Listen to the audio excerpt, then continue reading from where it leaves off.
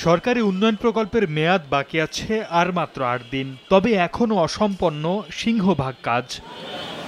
২০২৪ সালের জুলাইয়ে চুয়াডাঙ্গা পৌর এলাকার কোটপাড়া, গুলশানপাড়া ও বাজারপাড়া সহ বিভিন্ন স্থানে স্থানীয় সরকার প্রকৌশল অধিদপ্তরের অর্থায়নে শুরু হয় ৬টি প্যাকেজের আওতায় উন্নয়নমূলক কাজ। চলতি বছরের জানুয়ারিতে এসব কাজ শেষ হওয়ার কথা থাকলেও এখনও তা হয়নি।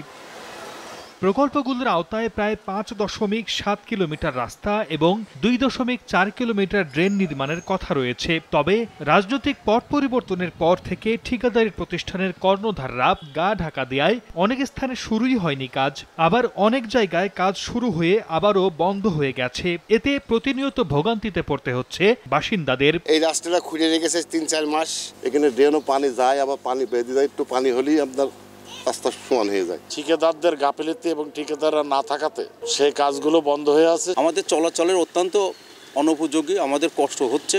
রাস্তা ও ড্রেন নির্মাণ দ্রুত শেষ করতে ঠিকাদারদের বারবার তাগিদ দিচ্ছে পৌরসভা। সংশ্লিষ্ট ঠিকাদারকে আমরা আহ্বান করেছি দ্রুত কাজগুলি সম্পন্ন করার জন্য এবং তারা দ্রুত কাজ করার জন্য আমাদেরকে প্রতিশ্রুতি দিয়েছে। চুয়াডাঙ্গা পৌর এলাকায় ড্রেন ও রাস্তা নির্মাণে ব্যয় ধরা হয়েছে ৬,৪০,৫২,০০০ টাকা।